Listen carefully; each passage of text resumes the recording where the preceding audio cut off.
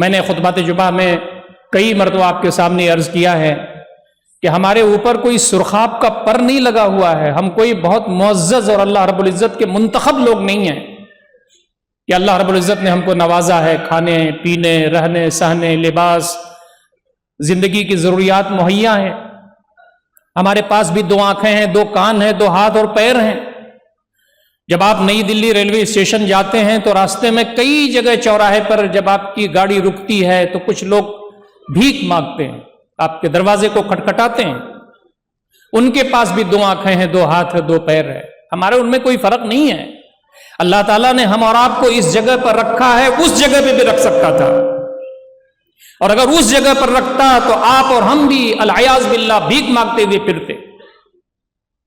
تو ہماری ذمہ داری یہ بنتی ہے کہ اللہ رب العزت کی نعمتوں کا احساس کریں۔ ان تعدوا نعمت اللہ لا تحصوها، اللہ رب العزت کی نعمتوں کو شمار کرو تو شمار نہیں کر سکتے۔ لئن شکرتم لازیدنکم، اگر تم نے شکریہ کا روش اپنایا تو میں اور دوں گا۔ وَإِن كَفَرْتُمْ إِنَّ عَذَابِي لَشَدِيدٌ، اگر تم نے ناشکری کی روش اپنائی تو نعمتیں چھن جائیں گی لیکن میری پکڑ بہت سخت ہے۔ تو ایسے وقت میں غربا، مساکین، یتیم، لاچار، مجبور، مستحقین کی خبر لینا مومنوں کا کام ہے۔ نبی اکرم صلی اللہ علیہ وسلم نے ایک حدیث میں فرمایا کہ یہ جب ٹھنڈک آتی ہے تو ٹھنڈک بہت تیز ہو جاتی ہے، جب گرمی آتی ہے تو گرمی بہت تیز ہو جاتی ہے۔ اس تیزی کا سبب کیا ہے؟ نبی اکرم صلی اللہ علیہ وسلم نے ایک خوبصورت حدیث میں ارشاد فرمایا، جس کی روایت بخاری نے بھی کی ہے، مسلم شریف نے بھی کی ہے۔ اشتکت النار الی ربہا، جہنم نے شکایت کی اپنے رب سے، وقالت، اور کہا، یا رب، اے میرے رب، آکل بعدی بعدا، میری کیفیت ایسی ہو گئی ہے کہ میرا بعض حصہ بعض کو کھا رہا ہے۔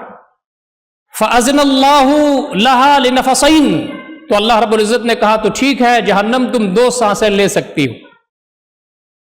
نفس فی الشتاء و نفس فی الصیف، ایک سانس ٹھنڈک میں اور ایک سانس گرمی میں۔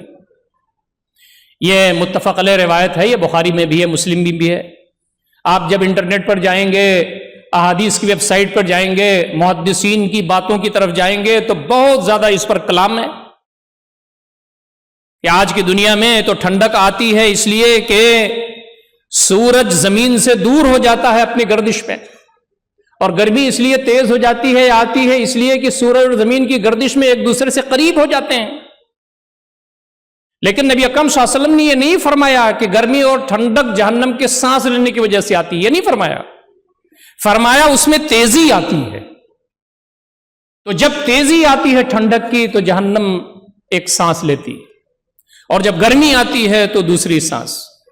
ہمیں اس بات کا احساس کرنا چاہیے کہ وہ جہنم جس کے اندر اتنی برودت ہے اور وہ جہنم جس کے اندر اتنی گرمی ہے، اس کا کیا حال ہوگا جب اس بندہ اس میں جائے گا۔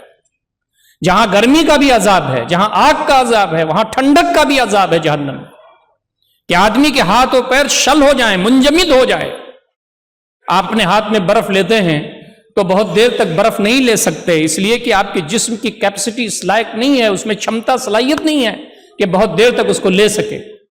کسی آدمی کو برف کی سلی پر آپ لباس اتار کر لٹا دیں تو یہ اس کے لیے عذاب سے کم نہیں ہے۔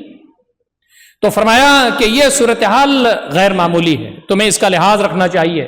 جہاں دنیا میں تمہیں ٹھنڈک آ رہی ہو تو سمجھو کہ اللہ رب العزت کے ہاں حاضر ہونا ہے، اور وہاں اس کے ہاں عذاب کی ایک شکل ٹھنڈک بھی ہے۔ اور جب گرمی آتی ہو اور ہم اے سی کی طرف بھاگتے ہوں تو اللہ رب العزت کی تسبیح پڑھنا چاہیے، اللہ تعالیٰ سے استغفار کرنا چاہیے کہ اللہ رب العزت کے ہاں پکڑ ہے اور جہنم اس کا ٹھکانہ ہے۔